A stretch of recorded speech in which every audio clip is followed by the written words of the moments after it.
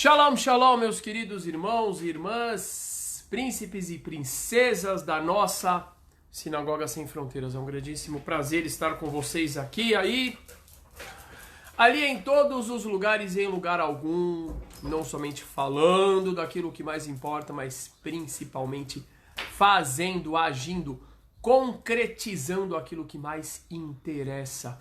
E eu vou pedir para você que está chegando agora, você minha amiga, você meu amigo, que além do like que vocês já estão deixando aí, que vocês compartilhem esse vídeo, que avisem nos seus grupos de WhatsApp, de Orkut,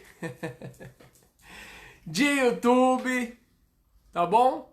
De Waze, grupo de Waze. Para que os amigos venham, porque eu mandei tanta mensagem hoje nos nossos grupos que eu falei, não vou mandar mais uma não, tá bom? Então peço que vocês mandem nos nossos grupos de WhatsApp das nossas comunidades, nos grupos, nos messengers do Face e aí por diante. Maria Mendes, minha amiga de Portugal, Ricardo de Almeida, meu amigo que antigamente, e agora de novo é de Portugal, Yamar Campos Pita, Fabiana Rodrigues, Rosca Hasburg, Lothringen, bem-vinda, Sérgio Castel, bem-vindo. Então vamos lá, meus queridos, eu quero trocar algumas ideias aqui, eu quero somar algumas ideias com vocês. Leandro Rocha, vejo vocês daqui a pouquinho, família toda no curso de hebraico, hein? Elisa, Hugo, Gilmar, Denis, Ted, e vamos compartilhando. Marcos André, Helena.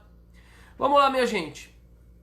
Então é o seguinte, eu quero trocar algumas ideias com vocês aqui, porque estamos em um período onde o pensamento é muito importante, a calma, a serenidade para que possa haver pensamento, análise, reflexão, de modo que finalmente possamos chegar a conclusões.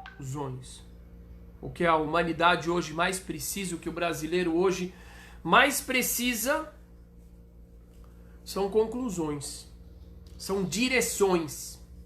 O povo brasileiro,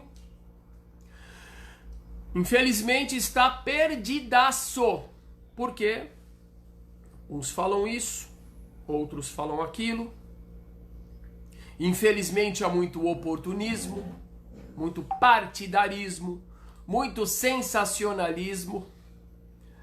E da mesma forma que nós não podemos nos perder em todo este mar de espinhos, é muito importante nós termos o mínimo necessário para concluirmos sobre o que fazer. Tá bom? Então vamos lá, meus queridos, eu quero em primeiro lugar falar sobre algo muito importante. Eu vejo pessoas postando mensagens de solidariedade, o que é importante, continuem fazendo isso. Eu vejo pessoas exaltando o trabalho dos nossos heróis, e fica aqui a nossa homenagem para os médicos, enfermeiras, auxiliares de limpeza dos hospitais, de todos os órgãos que recebem pessoas enfermas. Vemos muitas pessoas falando teorias de conspiração. Eu não vou dizer para vocês que desconfiança na medida certa é algo ruim. Não. Muitas vezes, justamente em algumas poucas dessas ideias, existem pistas importantes, elementos importantes para que a gente possa perceber outras realidades que possam estar influenciando ou se aproveitando do que está acontecendo. Vejo muitas pessoas falando de religião, falando de oração, falando de jejum. Agora tem o jejum que disseram que o presidente Bolsonaro irá convocar, etc, etc, etc. O barulho das panelas está aí. Agora, o primeiro ponto sobre o qual eu quero conversar com vocês é sobre a cobra de cobre. Uma passagem, Números 21, 9. Deixa eu ver se eu consigo aqui pegar no hebraico. Me dá um instantinho só. Vai compartilhando, gente. Compartilhando, marcando os amigos aqui no post, tá bom? Um pouquinho só. Números 21, 9.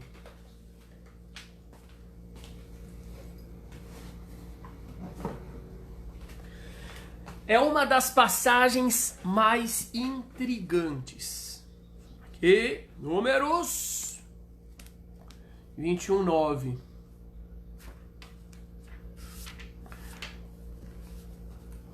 Números em hebraico é Shemot.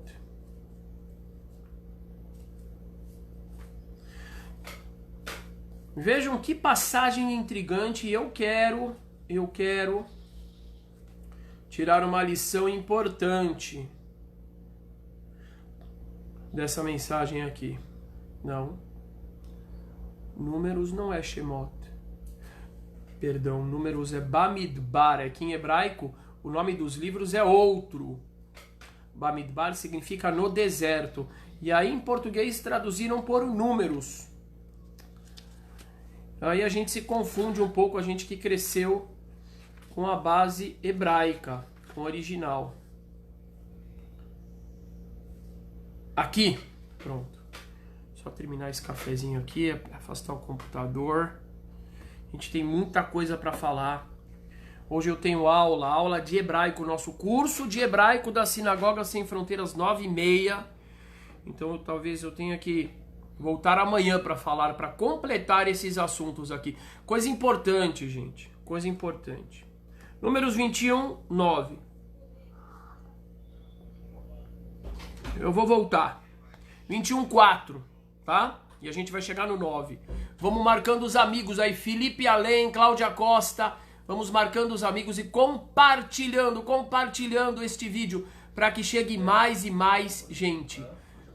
Vamos lá.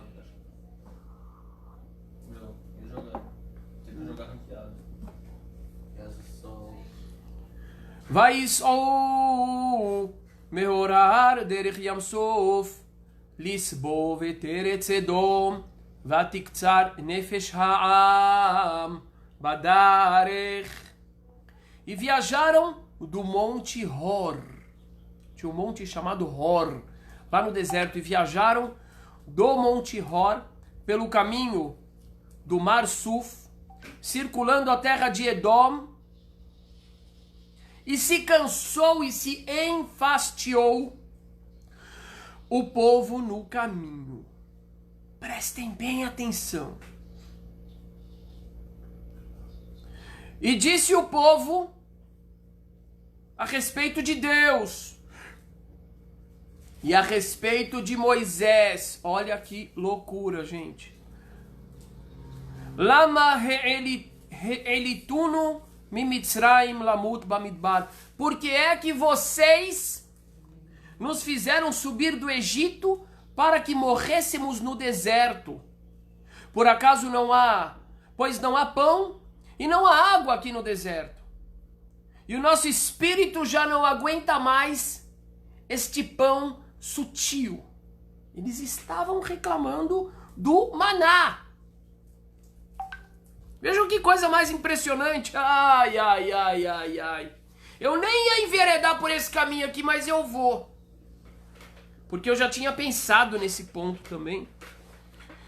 O povo preferia a escravidão, preferia a matéria. O povo não queria a espiritualidade em si representada pelo maná.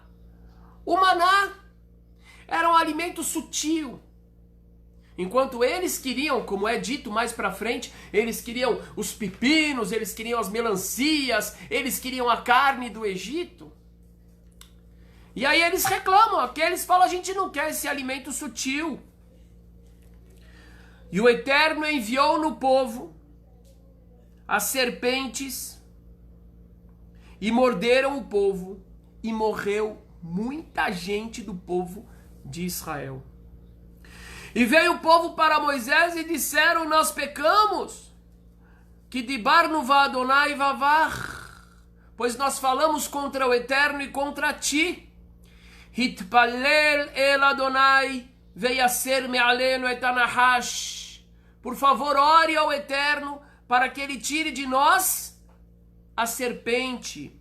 Vaitpalel Moshe be'ad ha'am. E Moisés orou pelo povo. Agora presta atenção que esse é o ponto que eu queria chegar. Vaiomer Adonai el Moshe, e disse o Eterno para Moisés: Aselecha saraf, faça para ti uma serpente e coloque sobre um suporte, um palco, e será que todo aquele que olhar, que for mordido por uma cobra e olhar a serpente, se curará e viverá. O que essa passagem está querendo ensinar para nós? Para que o Eterno fez isso? Prestem bem atenção, que coisa mais interessante. O povo tinha se comportado mal. O povo estava criticando Deus e o próprio Moisés. Não porque eles não tinham condição de viver no deserto, não. Mas porque a vida sutil que o deserto cobrava deles, aquela vida com a matzá, com o pão ázimo, com pouco, sem aquela abundância toda material, incomodava eles. Eles queriam o materialismo do Egito. Seria mais ou menos igual o Made in China de hoje em dia. Quantas pessoas estão presas a essa abundância de matéria-prima, ou melhor, essa abundância de produtos fabricados, quinquilharias. E aí o que acontece? Prestem bem atenção. De repente o Eterno diz para o povo: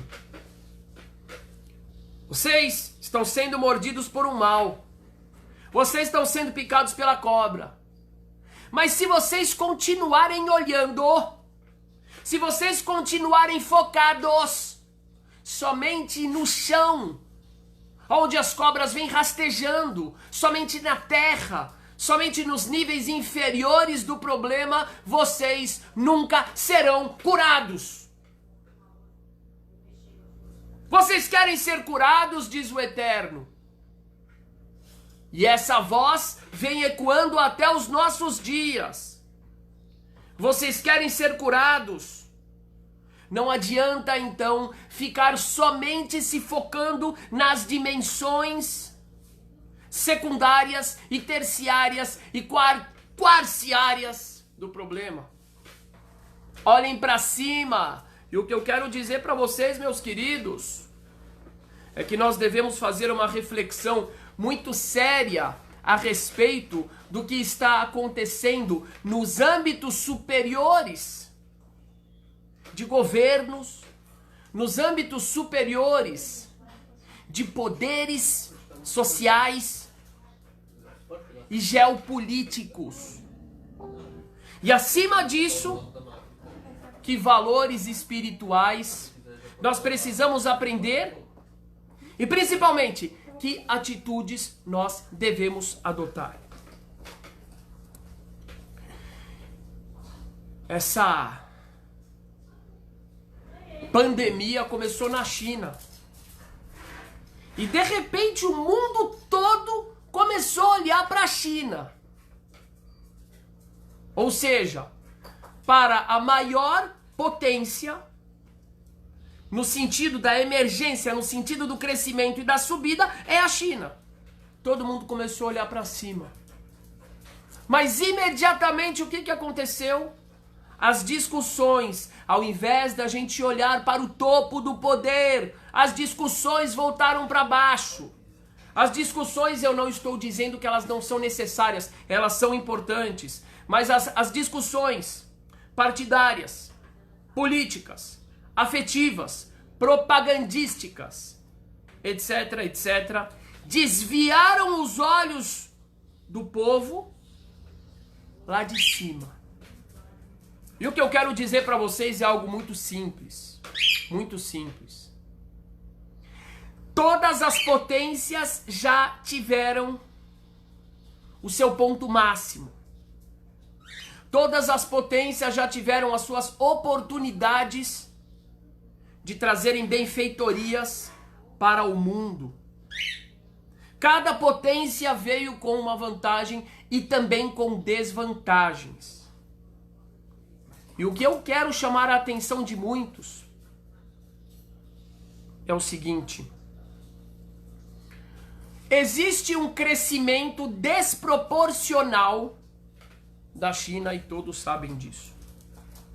A China, como qualquer pessoa ao mínimo informada, mesmo antes do coronavírus, já tem inundado o mundo com seus produtos, com produtos a um custo extremamente barato, muitas vezes quebrando mercados ou conquistando mercados, tornando países dependentes do seu poder econômico, o que por um lado é positivo para os países, porque também tem gerado riquezas, porém por outro lado, muitos países, muitos mercados estão se abrindo de uma forma bastante questionável para este poder financeiro que vem de um país que nós sabemos que exerce um controle gigantesco sobre cada um dos seus habitantes.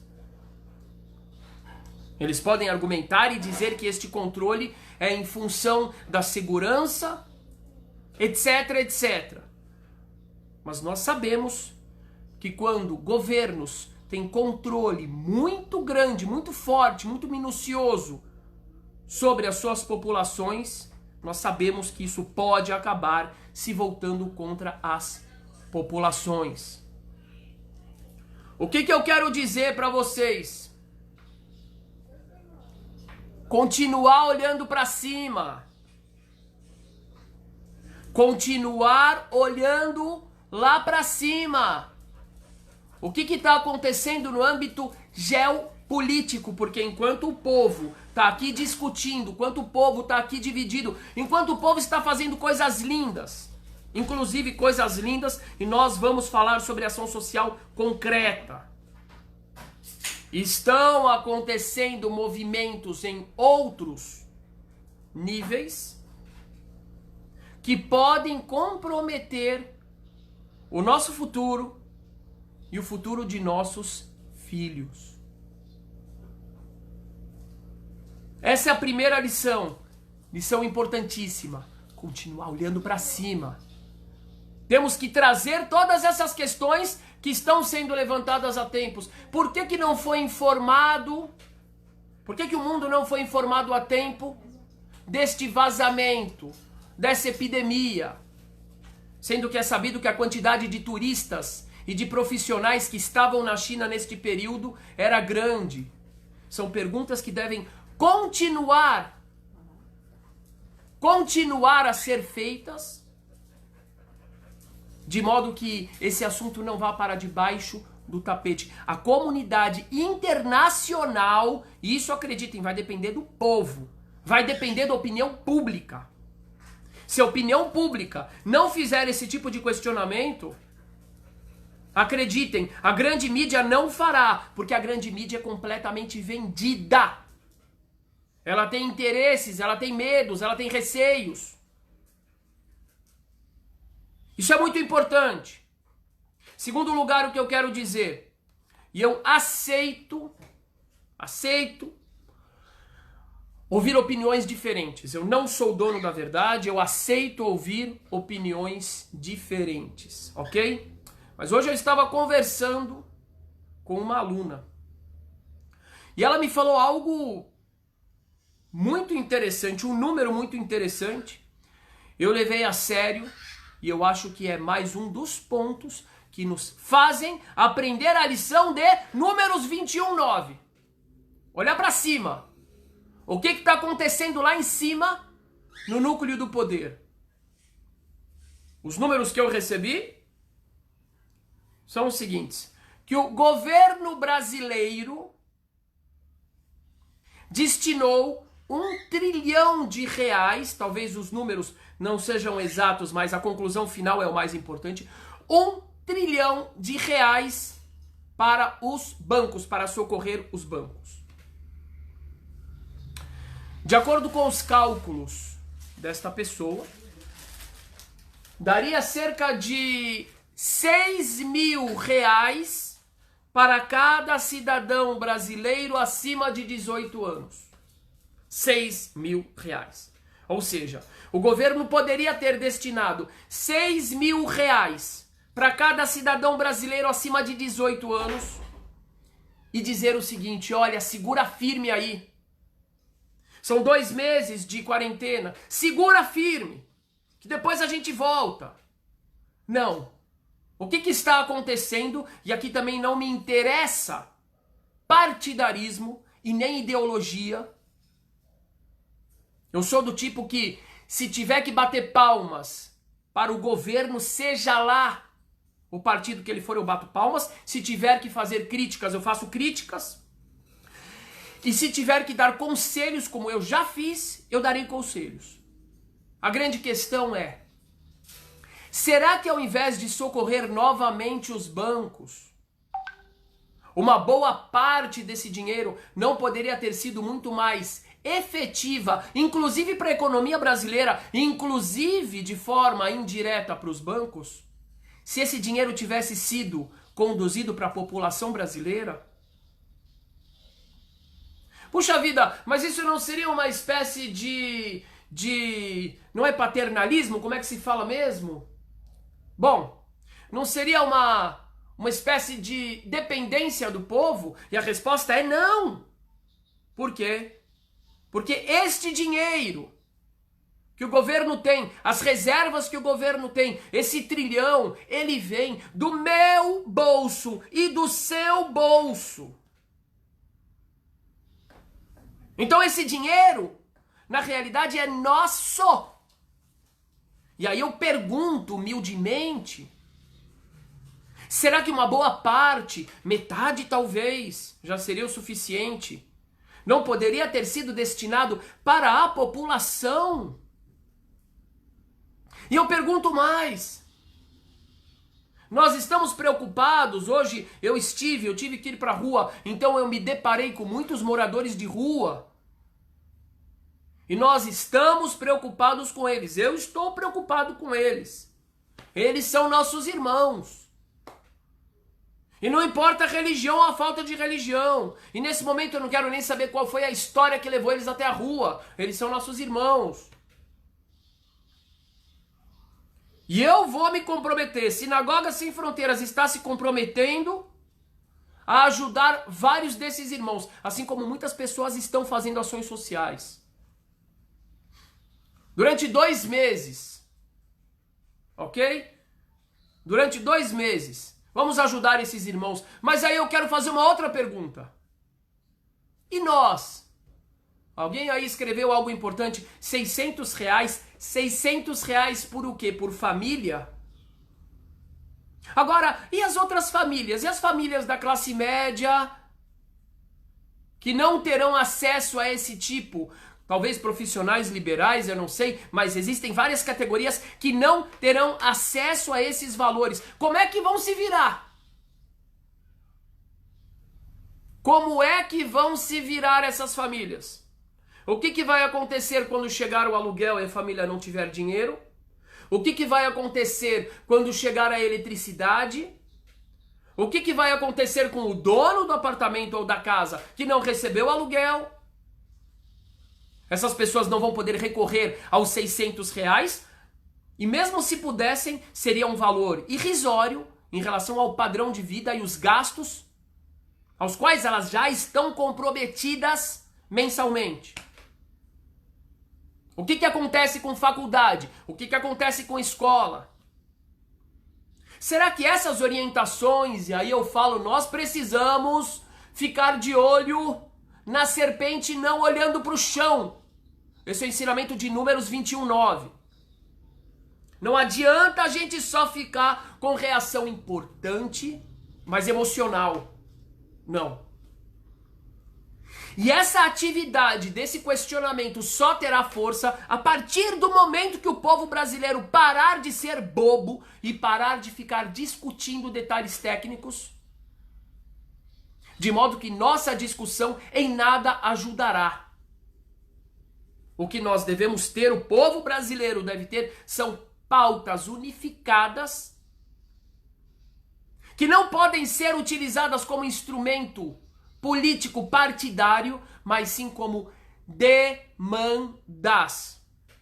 Demandas. Ok? Então eu quero transmitir essa mensagem importante. O que vai acontecer depois dessa crise toda? Será que toda a atuação geopolítica da China será repensada? Será que as nações, será que os poderosos, será que os povos realmente irão demandar uma explicação, e muito mais do que uma explicação, ao silêncio que se seguiu às primeiras semanas da epidemia da China? Ou será que continuaremos refém desse grande poder financeiro que vem entrando no mundo inteiro? Que ele tem um potencial positivo, ele pode ter um potencial positivo. Tem muita riqueza, tem muita tecnologia. Agora, o modo como ele chegará até cada um, até cada país, a cada rincão do planeta Terra, que eles já estão chegando, vai depender de estarmos alertas. Isso tem que ser pauta unificada do povo todo.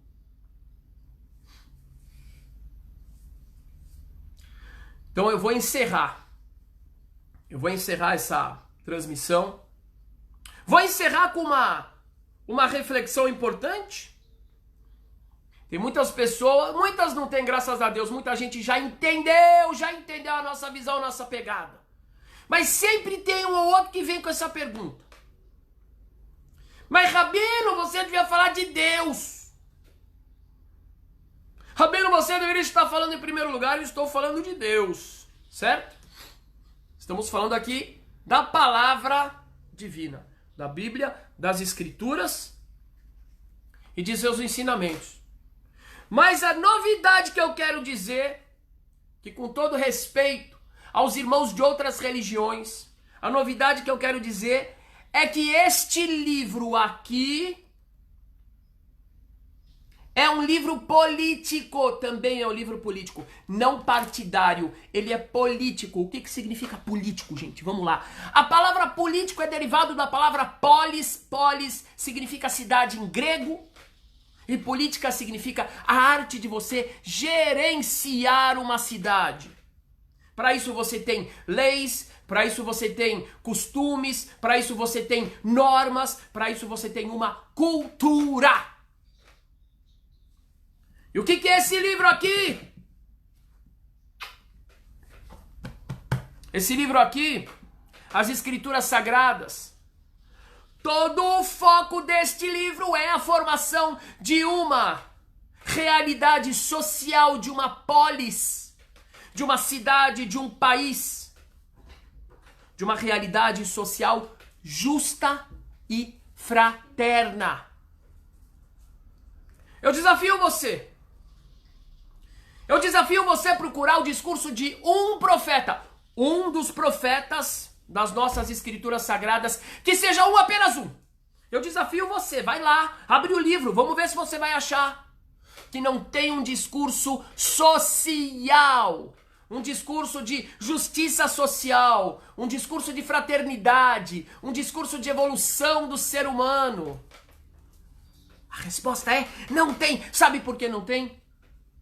Porque o grande projeto do Criador não é um monte de gente que fica rezando somente, que fica orando, que fica jejuando. Não é esse o objetivo. Eu repito para vocês.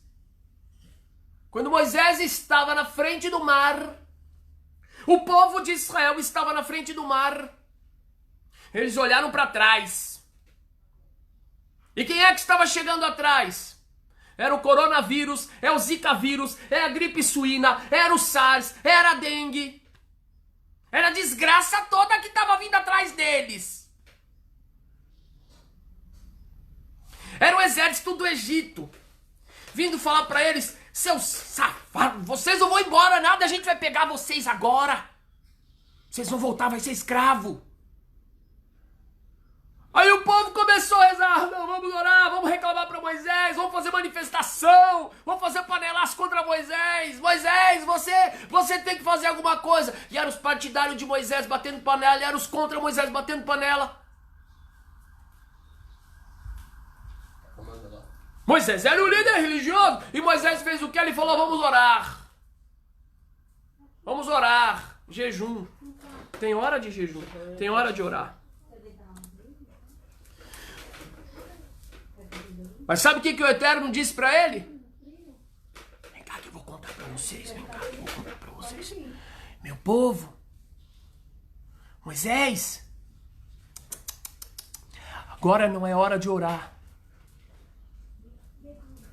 Agora não é hora de orar. Diga ao povo que se levante e marche.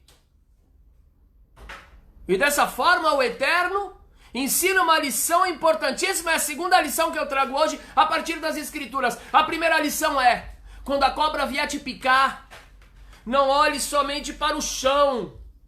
Olhe para os céus, olhe para o alto, olhe para a estrutura do poder. Porque a vacina vem de lá muitas vezes. Primeira lição: não sejamos ingênuos. Não deixemos as cortinas de fumaça, por mais bonitas que sejam, encobrir os nossos olhos. Temos questões que são de todos e elas devem ser repetidas ad nauseum. Sobre esse grande poder da onde veio o vírus. Sobre as condutas. Sobre a forma como eles controlam sua própria população e os planos que eles têm, então, para os habitantes dos outros países, dos países que eles vêm, já não estão aos poucos ocupando. Vamos olhar para cima e vamos questionar qual vai ser a reação dos governos. Vamos parar de ficar brigando. E segunda coisa, tem hora que o Eterno quer que nós marchemos. E o que é marchar? Marchar é se cuidar, marchar é continuar atento para fazer as questões corretas e ajudar o próximo. Mas uma coisa não impede a outra. Eu posso ajudar o próximo, e a Sinagoga Sem Fronteiras está se preparando para uma campanha maravilhosa de ajuda a pessoas mais necessitadas, mas a gente vai continuar olhando para cima, para a estrutura, questionando, levantando a bola, fazendo coçar a orelha de todo mundo, para que as pessoas façam as questões corretas e parem de se deixar dividir e se enfraquecerem. Aí vem a pergunta.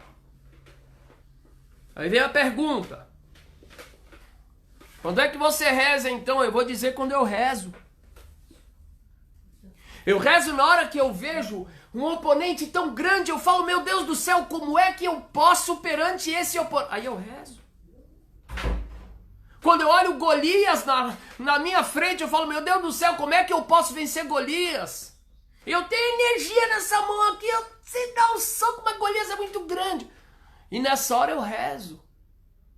Eu rezo e vou pra luta, me utilizando dos instrumentos que eu tenho, que são esclarecimento, que é articulação, que é informação. E nesse momento a gente tem que rezar. E eu quero dizer mais para vocês. Quem sabe, para aqueles que ficam procurando sinais e milagres e profecias, parem de olhar para o lado errado. Parem de olhar pro castigo contra aquela pessoa que você não gosta, ou para de olhar pro seu público-alvo falando que é Deus que quer que eles voltem pro seu templo e dê dinheiro para você. Para de olhar para isso. E vamos pensar se essa confusão toda, essa pandemia toda, se é que não foi gerada. Eu não acredito que foi gerada de forma intencional, mas eu acho que houve um oportunismo. Está havendo oportunismo? Para quem acredita em Deus de verdade, não nesse Deus de conto de fada e de um monte de profetada boba, que não aconteceu, no dia seguinte o cara inventa outra. Para quem acredita em Deus, como eu acredito, será que Deus não pegou essa parada aí justamente para fazer a humanidade despertar, acordar e olhar os rumos que a geopolítica internacional está tomando? Tem uma passagem na Torá, prestem bem atenção, tem uma passagem na Torá que diz que quando o povo de Israel estava lá na fronteira, a gente daqui a pouquinho, peraí, estava lá na fronteira, eu já vou abrir. Eu vou abrir aqui nossa aula de hebraico para os nossos alunos. Pode abrir, eu vou terminar aqui. Quando o povo de Israel estava lá na fronteira para entrar na terra prometida, vários dos líderes falaram para Moisés: Moisés, nós não queremos entrar. A luta vai ser grande, o inimigo é grande, ele é gigante e nós somos tão pequenos. Nós temos saudade do Egito. No Egito tinha pepino de graça. No Egito tinha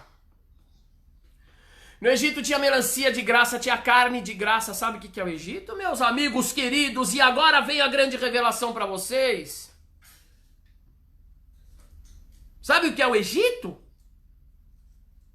Nesse aspecto, no aspecto que eles ansiavam por voltar ao Egito e continuarem escravos no Egito.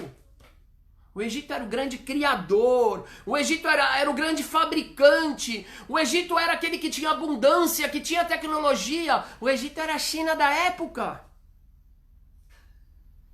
Era 1,99, tá aí. Você vai no 1,99, você começa a criar uma dependência do 1,99 e de repente, meu amigo, você está escravizado pelo 1,99. A sua economia foi tudo tomado pelo 1,99. Qual é o grande segredo? Quem quer entender de verdade? Vamos parar de bobagem, de ladainha, de ficar usando Deus como se fosse um Papai Noel para adulto. Quanta bobagem pode falar em nome de Deus? Quanta besteira. Os caras inventam aí uma religião parece que um monte de conto de fada de criança sobre Deus. Vamos parar com isso.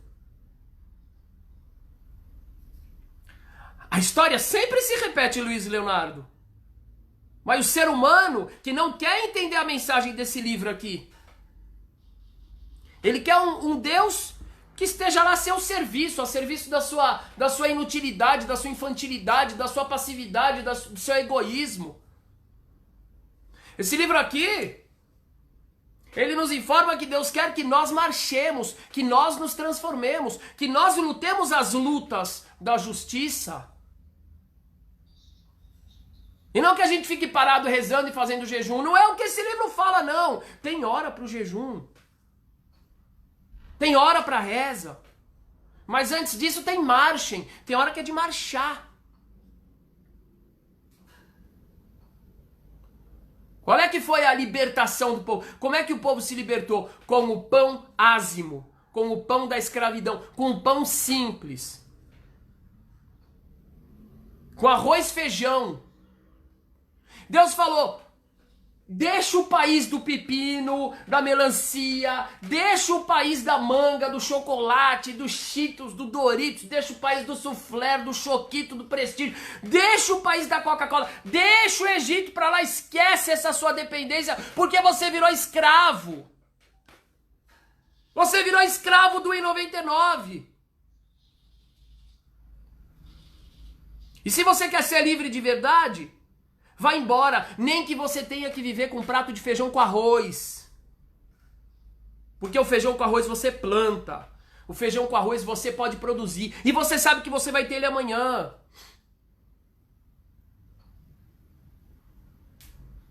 Isso é a matzá, isso é o pão simples. É o pão da liberdade.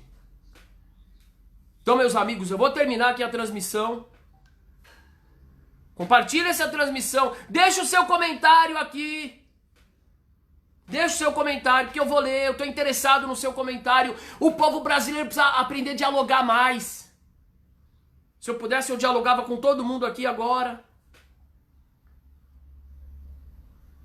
Mas a grande mensagem, olhem para cima.